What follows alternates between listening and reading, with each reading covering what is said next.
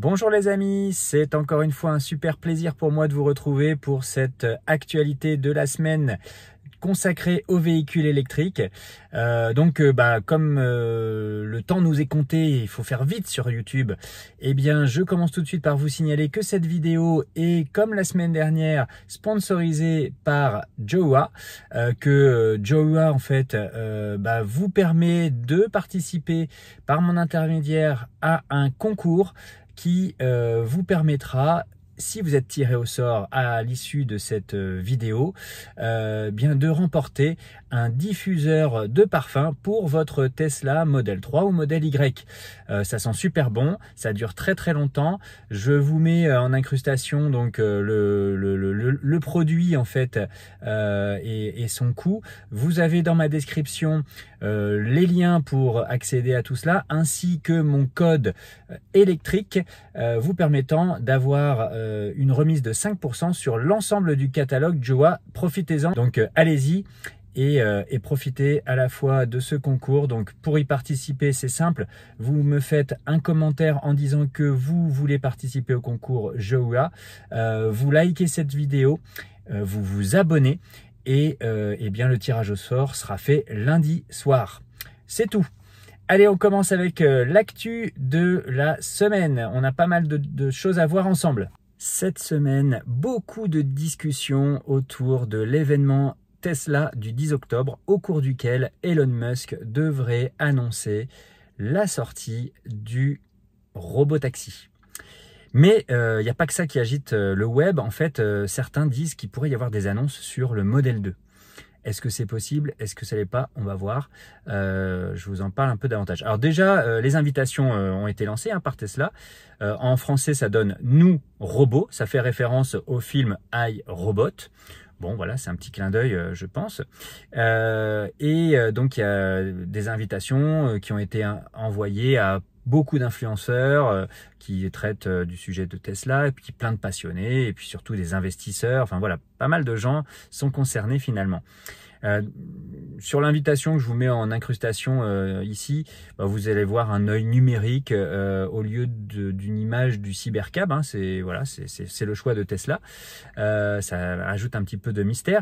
Et donc autour de tout ça, il y a des investisseurs comme Goldman Sachs, la banque d'affaires, qui espèrent des annonces concernant la Model 2. Et tout cela pour stimuler les actions Tesla. Alors est-ce qu'ils font ça pour faire monter l'action et puis faire un coup ou pas? Je sais pas. En tout cas, donc le robotaxi et la Model 2 pourraient partager une plateforme commune. Et donc c'est pour ça que la possibilité existe. On sait en plus que Tesla fait face à une grosse concurrence internationale actuellement et que il faut relancer tout ça avec de nouveaux modèles, et le Tesla Model 2 est très très attendu. Le robotaxi pourrait ouvrir, lui, de nouvelles opportunités dans le secteur des transports autonomes, et en même temps, ça renforcerait également l'attrait pour le Model 2 puisqu'on sait qu'ils partagent, comme je vous le disais, la même base. La Model 2 pourrait, elle, relancer les activités des gigafactories existantes et justifier la construction de nouvelles usines comme celle qui est prévue au Mexique. Donc ça plaît aux investisseurs, ça plaît à ceux qui parient en bourse. Et donc, un discours d'Elon Musk sur la Model 2, effectivement, ça pourrait faire grimper le cours de l'action, et donc il y a des gens qui gagneraient beaucoup d'argent. En tout cas, ce qu'on peut dire, c'est qu'Elon Musk a démenti les rumeurs selon lesquelles le projet de Model 2 était abandonné. Ça, c'était vis-à-vis de ce que disait Reuters. Tesla a maintenu le design du robotaxi secret pour l'instant, ne montrant qu'un prototype très très lourdement déguisé. Elon Musk envisage même que les robots Tesla soit moins cher à l'usage que un ticket de bus, ou en tout cas à prix équivalent. Pour lui, les coûts d'exploitation des robotaxis seront réduits grâce à l'électrification, l'absence de chauffeurs et une usure qui serait optimisée. Mais bon, en contrepartie, la technologie est quand même coûteuse. Donc, à voir s'il ne nous ment pas. Bien que les robotaxis soient électriques, leur production vont engager en fait des ressources un peu rares, du lithium, etc. Et donc ça suscite déjà le débat. Il y a aussi la congestion des routes qui pourrait avoir lieu avec plein de robotaxis, si vraiment c'est un phénomène et que ça séduit tout le monde. Donc là, il y a des gens qui s'inquiètent de ça. Et on a également des défis un peu socio-économiques, puisque bien évidemment, si vous mettez des robotaxis en route et que ça plaît et que on est dans une société qui s'individualise, ça vous le savez, et ben il y a plein de gens qui vont, au lieu de prendre le bus, préférer prendre un robotaxi. Et donc ça fait moins de chauffeurs de bus, mais ça fait aussi moins de Uber, ça fait donc moins de taxis tout court. Donc voilà, c'est un peu les débats qu'il y a déjà actuellement. Les annonces ne sont pas encore faites, ça sera le cas à partir du 10 octobre, que tout le monde est déjà en effervescence. Moi personnellement, je vais vous dire, je ne pense pas qu'il y ait d'annonce sur le Tesla Model 2. Tesla ne procède pas généralement comme ça, donc moi j'y crois pas. À vous de me dire en commentaire ce que vous en pensez. Ah, au fait, tant qu'on parle de Tesla, dans la description de cette vidéo, vous allez trouver mon lien de parrainage. Ça mange pas de pain de vous le dire. Je suis pour l'instant, je crois, le seul youtubeur de la place, bon, avec très peu d'abonnés quand même encore, à n'avoir parrainé personne. Pourtant, je propose mon parrainage, bien évidemment. Je propose qu'on échange, on peut échanger par téléphone, on peut même se voir si vous êtes dans la région. Tout ça pour vous guider dans le choix de votre Tesla. Et puis, si vous en prenez livraison pas très loin de chez moi, c'est pareil, je pourrais éventuellement me dégager du temps pour vous accompagner. Voilà, ça mange pas de pain de le dire. Allez-y, si vous êtes prêt à acheter une Tesla, vous pouvez passer par mon lien de parrainage, il est en description. Pour la prochaine actu, on continue de parler de Tesla avec une info là que j'ai pris sur Flotte Auto. C'est que Bolt a introduit 50 véhicules Tesla à Paris avec sa couleur vert traditionnelle. Hein. Donc derrière tout ça, il y a un accord financier avec les chauffeurs qui facilitent leur accès aux véhicules électriques en réduisant leurs charges financières. Donc en gros, c'est moins cher, hein, c'est ce que nous dit l'article. Et Bolt a annoncé donc un investissement de 50 millions d'euros pour soutenir le financement de véhicules hybrides et électriques de ses chauffeurs. Ça, c'est une info intéressante. Bien entendu, ils ont l'objectif d'atteindre la neutralité carbone d'ici à 2040 avec l'électrification de leur flotte. Donc ce partenariat-là, il répond, vous vous souvenez, au partenariat de BYD qui a mis en place un partenariat de son côté avec Uber. Voilà, donc voilà, la concurrence, ça se fait même aussi de cette manière-là.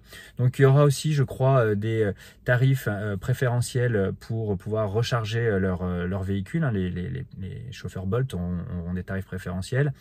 Et puis, donc il y a Bolt qui prévoit aussi de créer un hub de 700 mètres carrés pour offrir des points de recharge et des points de service pour ces véhicules électriques. Allez, comme chaque semaine, je vous parle de la Chine. Un accord sur la taxation des véhicules électriques chinois est-il possible? Alors là, j'ai pris le site Asialist, mais il y a plein de sites qui parlent de ça.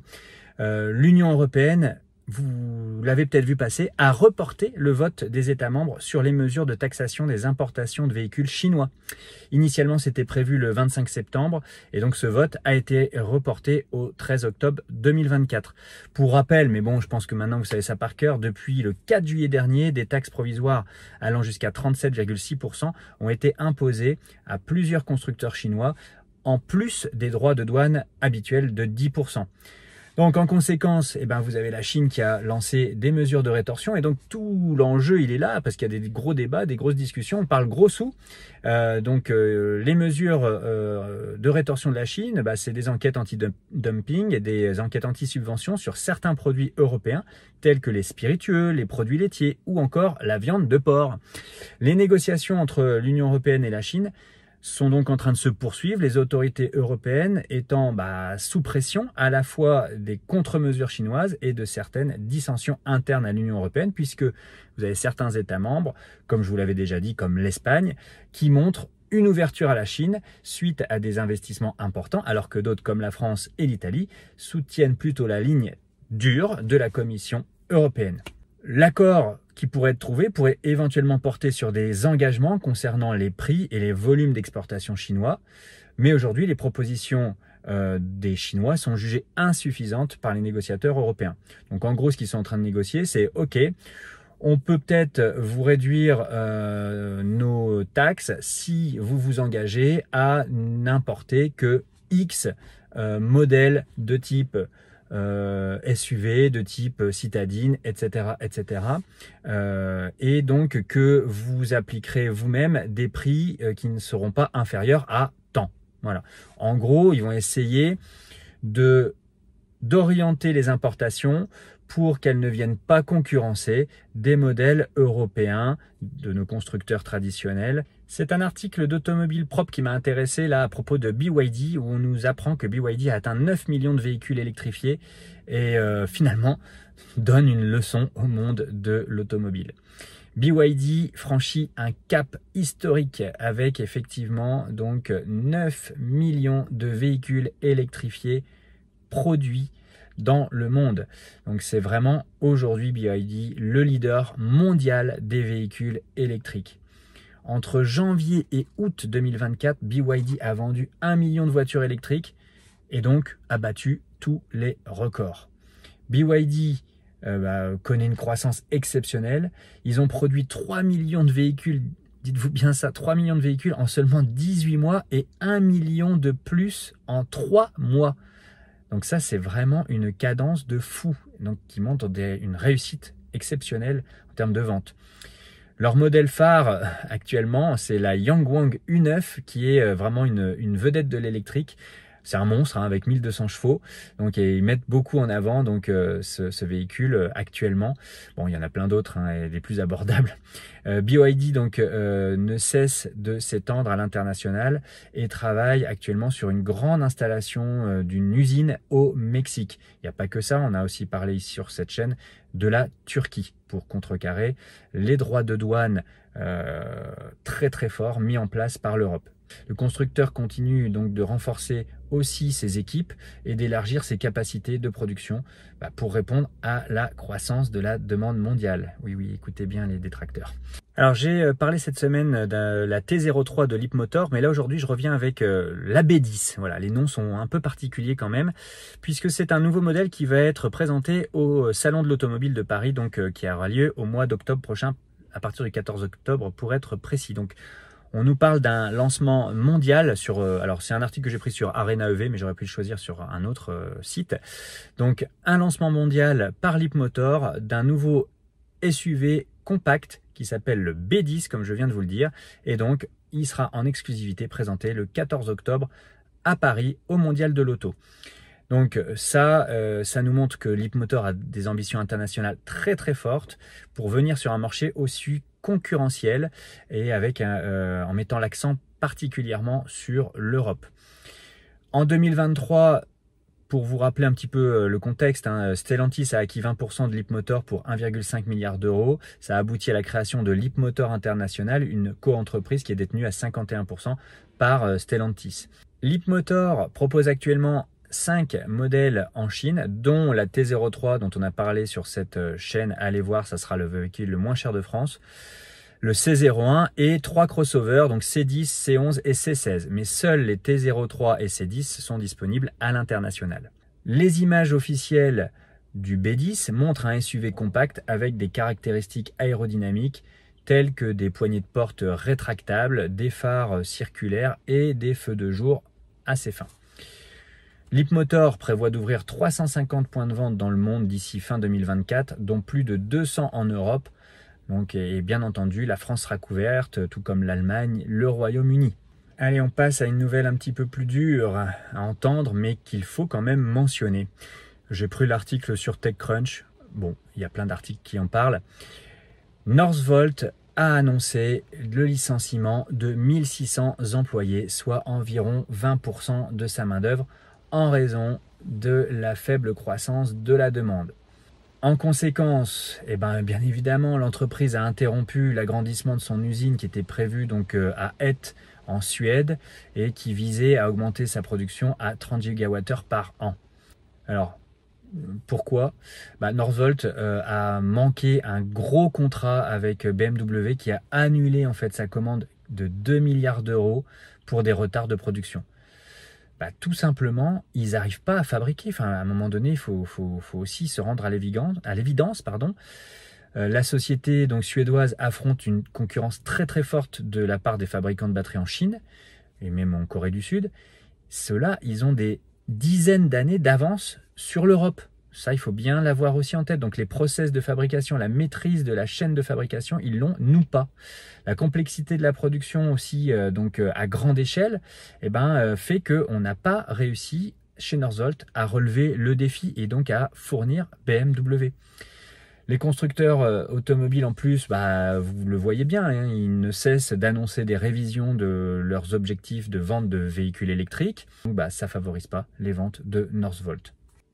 Allez, comme le veut la tradition sur ces vidéos d'actu électrique, on finit par une actu un peu insolite, mais une actu un peu spéciale cette fois-ci, puisque vous allez le voir sur la vidéo que je vous mets en incrustation. Et cette femme, elle réalise un accessoire donc fait main pour Tesla. Donc, vous voyez, donc elle prend les mesures en fait de l'espace où on range nos mugs. Elle prend toutes les mesures et puis ensuite elle va réaliser une poterie pour créer en fait un mug adapté à la Tesla. Voilà, donc c'est un mug en poterie, il est beau, il est verni à la fin. Bon, il est sans doute un petit peu fragile aussi, mais j'ai trouvé que c'était assez sympa. Ça change en fait des mugs qu'on a en plastoc ou en alu. Et puis voilà, j'ai trouvé que c'était bien, que ça met un petit côté artisanal, une touche d'artisanat dans nos voitures. Et ça fait plaisir. Voilà, c'est tout pour cette semaine. Je vous remercie d'avoir regardé cette vidéo d'actu électrique.